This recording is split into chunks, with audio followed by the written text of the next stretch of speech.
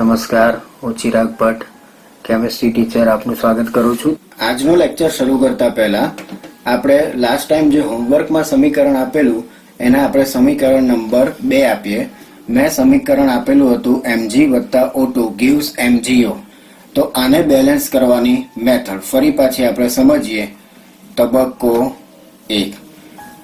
Last લેક્ચરમાં આપણે કીધું હતું કે દરેકની અંદર અહીંયા કોઈ પણ સમીકરણ હોય, પહેલા તબક્કાના બધા જ વાક્યો એક સરખા જ રહેશે, એમાં કોઈ ફરક પડશે નહીં. તો અહીંયા લખીશ આપેલા રાસાયણિક સમીકરણને સંતુલિત કરવા માટે સૌપ્રથમ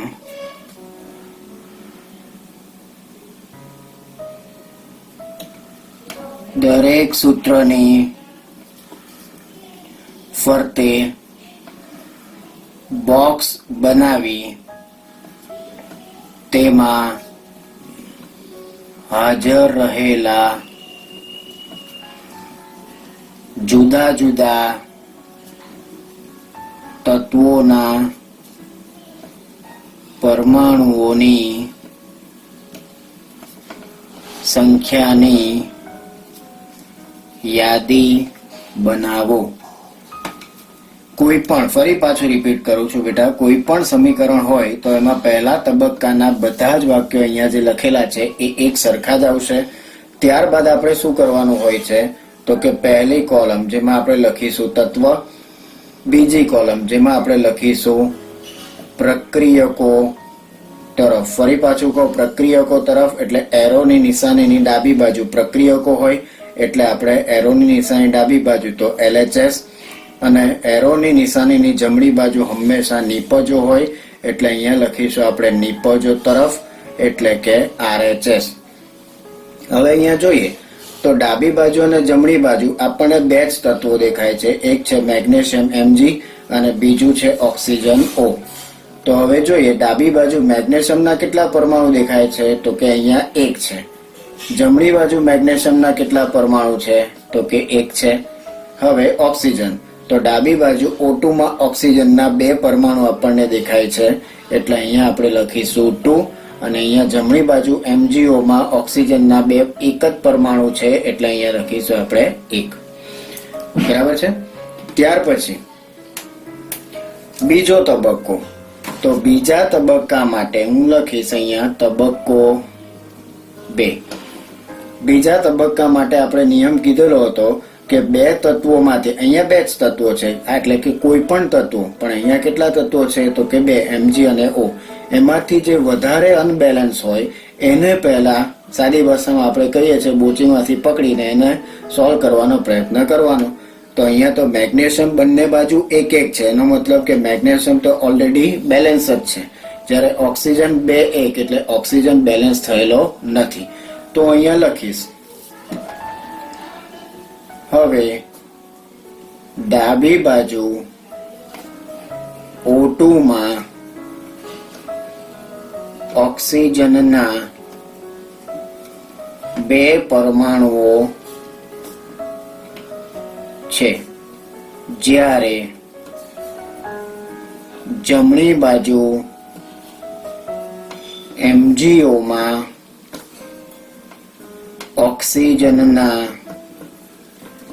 ફક્ત અથવા માત્ર 1 જ પરમાણુ છે.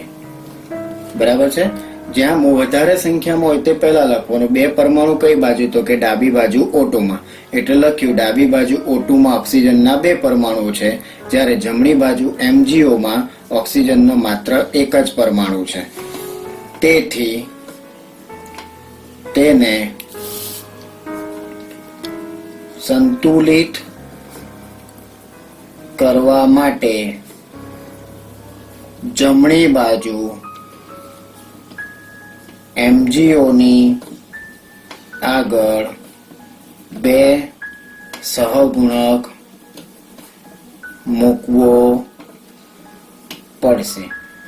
એક સીધી ગણતરી છે. આપણે લસાઅનો વિચાર કરીએ તો 2 છે અને અહીંયા 1 છે, તો અહીંયા હું 2 વડે ગુણું એટલે એ બેલેન્સ થઈ જાય. એટલે અહીંયા MgO ની આગળ 2 સહગુણક મૂકવામાં આવશે. બરાબર છે. તો અહીંયા સમીકરણ ફરી પાછું લખીશ. Mg + O2 gives MgO, અને જમણી બાજુ આપણે કીધું તેમ એની સામે 2 અંક મૂકવાનો છે, તે 2 સહગુણક મૂક્યો. બરાબર છે. હવે ત્યાર પછી આપણે લઈશું તબક્કો 3.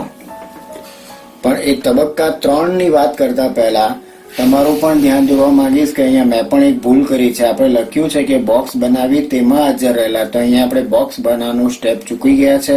તો અહીંયા લખી દઈશ Mg + O2 gives MgO. એટલે અહીંયા આ રીતે આપણે બોક્સ બનાવેલું હોવું જોઈએ. હવે વાત કરીએ તબક્કા 3 ની. તો જેવો અહીંયા 2 સહગુણક મૂકું છું તો મેગ્નેશિયમ જ્યાં 1 હતો તે હવે મેગ્નેશિયમ કેટલા બની ગયા? 2. એનો મતલબ કે મેગ્નેશિયમ ઓલરેડી બેલેન્સ હતા, સંતુલિત હતા, એની બદલે એ અસંતુલિત થયા. એટલે તબક્કા 3 ને સોલ્વ કરતા પહેલા આપણે કારણ લખવું પડે. એ કારણ છે MgO ની આગળ 2 સહગુણક મૂકતા. તો અહીંયા લખીશું હવે MgO ની આગળ 2 સહગુણક મૂકતા મેગ્નેશિયમ ના પરમાણુ અસંતુલિત થયા. તેથી તેને સંતુલિત કરવા માટે ડાબી બાજુ Mg ની આગળ 2 સહગુણક મૂકવો પડશે. હવે આપણે વિચારી લઈએ, જેવો અહીંયા 2 સહગુણક મૂક્યો તો ખોરવાઈ ગયું, બેલેન્સ જતું રહ્યું. હવે હું અહીંયા 2 સહગુણક મૂકીશ તો આપણી પાસે ઓક્સિજન પણ 2 થઈ જશે, અહીંયા જમણી બાજુ ડાબી બાજુ, અને મેગ્નેશિયમ પણ 2 થઈ જશે. એટલે આપણને સંતુલિત રાસાયણિક સમીકરણ મળશે, જે આપણે હવે લખવાના છીએ. પણ એ સંતુલિત રાસાયણિક સમીકરણની સાથે આપણે બીજું બી એક સ્ટેપ કરવાનું હોય, પણ એ પહેલા આપણે અહીંયા લખી દઈએ Mg + O2 gives 2 MgO, જે અહીંયા સ્ટેપ હતું તે. અને મેં અહીંયા લખ્યું છે MgO ની આગળ 2 સહગુણક મૂકતા, તો અહીંયા લખી દઈશ Mg ની આગળ 2 સહગુણક. તો હવે અહીંયા જોઈએ તો મેગ્નેશિયમ 2 વખત છે, તો જમણી બાજુ પણ મેગ્નેશિયમ 2 વખત છે. ઓક્સિજન ડાબી બાજુ 2 વખત, તો ઓક્સિજન અહીંયા જમણી બાજુ પણ 2 વખત. એટલે બેલેન્સ રિએક્શન ઇક્વેશન મળી ગયું. પણ હવે છેલ્લો તબક્કામાં શું કરવાનું હોય છે? છેલ્લું સોપાન તો કે દરેકની અવસ્થા લખવી. તો મેગ્નેશિયમ હંમેશા અહીંયા ઘન અવસ્થામાં એટલે સોલિડ ફોર્મ, O2 એટલે વાયુ સ્વરૂપ એટલે ગેસિયસ ફોર્મ, અને મેગ્નેશિયમ ઓક્સાઇડની રાખ મળે એટલે એ પણ સોલિડ ફોર્મમાં હશે. તો આ રીતે આપણને સંતુલિત રાસાયણિક સમીકરણ મળશે. એટલે અહીંયા આપણે લખી દેવાનું હોય છે, તેથી આપણને સંતુલિત રાસાયણિક સમીકરણ ઉપર મુજબ મળશે. તો આ હતું આપણું હોમવર્કનું સમીકરણ, જેને આપણે આ રીતે સોલ્વ કરવાનું છે. હવે આપણે ત્રીજું સમીકરણ જોઈએ. તો પહેલા 2 સમીકરણ કરતા થોડું મોટું દેખાય છે. અહીંયા સમીકરણમાં આપણને આપ્યું છે NaOH + H2SO4 gives Na2SO4 + H2O. દરેકના નામ શીખી લઈએ. NaOH એટલે સોડિયમ હાઇડ્રોક્સાઇડ, H2SO4 એટલે સલ્ફ્યુરિક એસિડ, Na2SO4 એટલે નટુ સોફા પર આપણને ખ્યાલ જ છે, પણ સોડિયમ સલ્ફેટ પ્લસ હટીઓ એટલે કે H2O યાદ હોય તો. બરાબર છે. તો આ આપણું સમીકરણ આપેલું છે. એના માટે તબક્કો 1 ફરી પાછું રિપીટ કરીશ. તબક્કા 1 ના બધા જ વાક્યો એક સરખા. તો અહીંયા હું લખીશ આપેલા રાસાયણિક સમીકરણને સંતુલિત કરવા માટે સૌપ્રથમ દરેક સૂત્રની ફરતે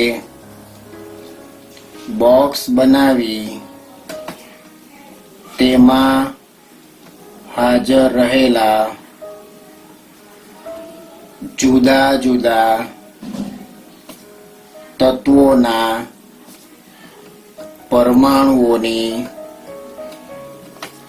સંખ્યાની યાદી બનાવો. તો બોક્સ બનાવવાનું ભૂલશો નહીં આ વખતે. NaOH વત્તા H2SO4 gives Na2SO4 plus H2O. દરેકની ફરતે બોક્સ બનાવવું એટલે કે આ રીતે હું બોક્સ બનાવીશ. બરાબર છે. ત્યારબાદ નિયમ મુજબ આપણે શું કરવાનું છે તો કે બોક્સ બનાવી તત્વોના પરમાણુની સંખ્યાની યાદી. એટલે ફરી પાછી પહેલી કોલમ આપણી તત્વ, ત્યાર પછી બીજી કોલમ પ્રક્રિયકો તરફ એટલે કે LHS, અને અહીંયા લખીશું આપણે નિપજો તરફ એટલે લખીશું આપણે RHS. તો હવે જોઈએ તત્વો કયા કયા છે. બધી બાજુ જોઈએ, ડાબી ને જમણી બાજુ. તો આપણને તત્વોમાં પહેલું દેખાય છે Na. અહીંયાથી આપણે લઈ લીધો Na. ત્યાર પછી આ OH ને આપણે હાઇડ્રોક્સાઇડ કોમન બોલીએ છીએ, પણ તત્વ તરીકે બંને કેવા છે? સિંગલ છે. એટલે O અને H બંને સિંગલ તત્વો આવી ગયા. ફરી પાછું H તો અહીંયા આવી ગયેલો છે. અહીંયા S આપેલો છે તો અહીંયા આપણે લખીશું S. O તો ફરી પાછો O તો આવી ગયો. એટલે જમણી બાજુ જેટલા બી તત્વો છે એ જ ડાબી બાજુ છે. તો એ તત્વોની યાદી આપણે બનાવી છે, લિસ્ટ તૈયાર કરી લીધું. હવે એના સંખ્યા, પરમાણુઓની સંખ્યાની યાદી બનાવવાની. તો સોડિયમ ડાબી બાજુ નો અર્થ શું? NaOH એકલું નહીં જોવાનું, બધી જ ડાબી બાજુમાં જોવાનું Na કેટલી વખત છે. તો અહીંયા આપણે જોઈ શકીએ કે NaOH માં જ ફક્ત Na છે, એટલે ફક્ત એક જ વાર Na છે. જ્યારે જમણી બાજુ Na2SO4 માં Na 2 વખત છે, એટલે હું અહીંયા લખીશ 2. ત્યાર પછી O એટલે ઓક્સિજન. તો ડાબી બાજુ NaOH માં અહીંયા એક ઓક્સિજન છે અને H2SO4 માં આ 4 ઓક્સિજન, એટલે 4 વત્તા 1 ટોટલ ડાબી બાજુ 5 ઓક્સિજન છે. જમણી બાજુ જોઈએ તો O4 એટલે કે આ 4 ઓક્સિજન અને H2O નો 1 એટલે ટોટલ 5 ઓક્સિજન. તો બંને બાજુ 5-5 ઓક્સિજન, એનો મતલબ કે ઓક્સિજન ઓલરેડી બેલેન્સ થયેલો છે. ત્યાર પછી H હાઇડ્રોજન જોઈએ તો NaOH માં 1 હાઇડ્રોજન છે, જ્યારે H2SO4 માં 2 હાઇડ્રોજન છે. એટલે ટોટલ 2 ને 3 ડાબી બાજુ હાઇડ્રોજન, અને જમણી બાજુ જોઈએ તો H2O માં 2 હાઇડ્રોજન, એટલે અહીંયા 2 હાઇડ્રોજન છે. જ્યારે સલ્ફરની વાત કરીએ તો અહીંયા ડાબી બાજુ H2SO4 માં 1 સલ્ફર છે, જ્યારે જમણી બાજુ Na2SO4 માં પણ 1 જ સલ્ફર છે. તો અહીંયા આપણી પાસે 2 તત્વો એવા છે, એક ઓક્સિજન અને સલ્ફર. એ ઓલરેડી બેલેન્સ છે. જે અનબેલેન્સ છે એના માટે આપણે તબક્કો બનાવવાનો હોય તો આપણા નિયમ મુજબ જે સૌથી વધારે અનબેલેન્સ હોય સોડિયમ કે H, તેને આપણે બેલેન્સ કરવા માટે ઊંચકવાનો હોય. તો અહીંયા જોઈ શકાય છે કે 3 ને 2 એકનો જ તફાવત છે. 1 અને 2 અહીંયા પણ એકનો તફાવત. તો આપણી પાસે 2 ઓપ્શન ખુલ્લા છે, ક્યાં તો તમે Na લઈને બેલેન્સ કરો, ક્યાં તો તમે H લઈને બેલેન્સ કરો. તો અહીંયા હું પહેલું તત્વ Na છે તો એને લઈને બેલેન્સ કરવા માટેનો તબક્કો નંબર 2 બનાવવા માંગીશ. કેમ આવું કર્યું ખ્યાલ આવ્યો? H અને Na બંને એક સરખા તફાવતમાં વધઘટ છે, તો એના કારણે મેં પસંદગી ઉતારી Na ઉપર. તમે H ને પણ લઈને કરી શકો છો, પણ એનેથી આપણે શીખીએ. તો અહીંયા લખીશ, અહીં જમણી બાજુ જ્યાં વધારે હોય તે પહેલા લખવાનું હોય ને, એટલે જમણી બાજુ Na2SO4 માં સોડિયમના 2 પરમાણુઓ છે, જ્યારે ડાબી બાજુ NaOH માં સોડિયમનો ફક્ત એક જ પરમાણુ છે. તેથી તેને સંતુલિત કરવા શું કરવું પડશે? અહીંયા 2 છે ને અહીંયા 1 છે, એનો મતલબ મારે કઈ બાજુ વધારવાનું છે? ડાબી બાજુ. ડાબી બાજુ કઈ જગ્યાએ છે? NaOH તરફ, એટલે આપણે NaOH ની આગળ 2 મૂકવો પડે. તો તો તેથી તેને સંતુલિત કરવા ડાબી બાજુ NaOH ની આગળ 2 સહગુણક મૂકવો પડશે. તો હવે હું સમીકરણ લખીશ NaOH વત્તા H2SO4 gives Na2SO4 વત્તા H2O, અને બેલેન્સ કરવા માટે NaOH ની આગળ 2 અંક મૂકેલો છે.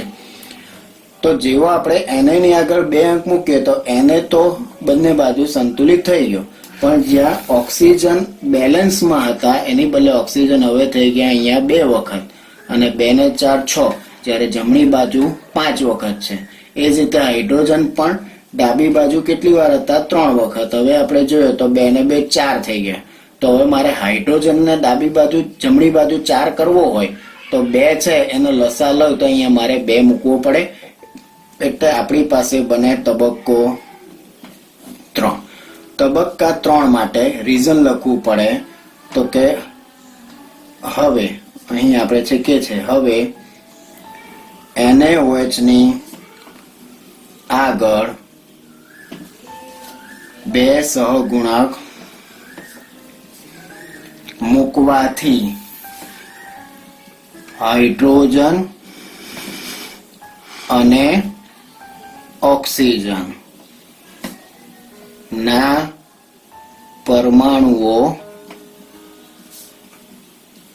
અસંતુલિત થયા. બરાબર છે? જે સંતુલનમાં હતા ઓક્સિજન તે અસંતુલિત થયા. હાઇડ્રોજન પણ સંતુલન મેળવવાનું હતું એટલે એ પણ અસંતુલિત થયેલા કહેવાય, બેલેન્સ ખોરવાઈ ગયો, એટલે બંનેના પરમાણુ અસંતુલિત થયા. હવે આપણે 8મા ધોરણથી એક વસ્તુ શીખતા આવ્યા. 9માં પણ કીધું હતું કે H અને OH એટલે H અને O દુનિયાના કોઈ બી ખૂણે સામ સામે આવે એટલે H2O જ બનાવે, તો બંને જણા H2O જ બનાવેલો છે. એટલે અહીંયા એક હિન્ટ આપું તમને કે H અને O જ્યારે બી બેલેન્સ કરવાનો આવે ત્યારે સીધો એટેક તમારે H2O નો જ વિચારવાનો. આ કોઈ પાર્ટ ઉપર વિચારવાનું હોતું નથી. સીધું 2 નું સંયોજન H2O ત્યાં આપણે વિચારીએ તો ત્યાં જ સોલ્યુશન મળી જશે. તો તેથી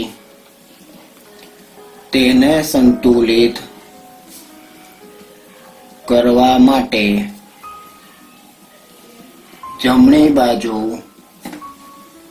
H2O ની આગળ 2 સહગુણક મૂકવો પડશે. હવે તમે વિચારી લો, અહીંયા હું 2 સહગુણક મૂકું એટલે હાઇડ્રોજન 4 થઈ જશે, ઓક્સિજન અહીંયા 2 અને 4 6 થઈ જશે, જે આપણને જોઈતું હતું. તો આપણને સંતુલિત રાસાયણિક સમીકરણ તબક્કા 3 થી જ મળી જશે. એટલે હું અહીંયા લખી દઈશ, તેથી આપણને સંતુલિત રાસાયણિક સમીકરણ નીચે મુજબ મળશે. તો સંતુલિત રાસાયણિક સમીકરણ માટે હું પાછું આ લખીશ. NaOH એની આગળ 2 હતો એટલે એ લખી દીધું છે 2NaOH plus H2SO4 gives Na2SO4 plus H2O. ફેરફાર શું કરવાનો હતો? H2O ની આગળ 2 સહગુણક તમે મૂકી દીધો. તો અહીંયાથી આપણું બેલેન્સ રિએક્શન ઇક્વેશન તો મળી ગયું, પણ સાથે સાથે છેલ્લું આપણું યાદ કરવાનું કે દરેકની નીચે એની અવસ્થા. તો અહીંયા NaOH દ્રાવણના ફોર્મમાં એટલે મેં લખી દીધું છે AQ, H2SO4 દ્રાવણના ફોર્મમાં એટલે એક્વિયસ ફોર્મ એટલે AQ, Na2SO4 પણ અવક્ષેપ હશે એટલે એ મળશે, સોરી Na2SO4 અવક્ષેપ છે એટલે સોલિડ ફોર્મમાં હશે, અને H2O એટલે લિક્વિડ ફોર્મમાં હશે. તો આ રીતે આપણું બેલેન્સ રિએક્શન ઇક્વેશન મળશે. પહેલા 2 સમીકરણ કરતા તમે જોઈ શકો સમીકરણ મોટું છે, જેમાં હિન્ટ આપી યાદ રાખવી. જે બંને તત્વો અહીંયા અનબેલેન્સ હતા તો 2 માંથી જે મોટો તફાવતનો નિયમ છે કે મોટા તફાવતને પહેલા આપણે લેવું, તો અહીંયા બંનેના તફાવત સરખા હતા એટલે આપણે Na થી શરૂઆત કરી અને આ તબક્કાવાર આપણને બેલેન્સ રિએક્શન ઇક્વેશન મળેલું છે.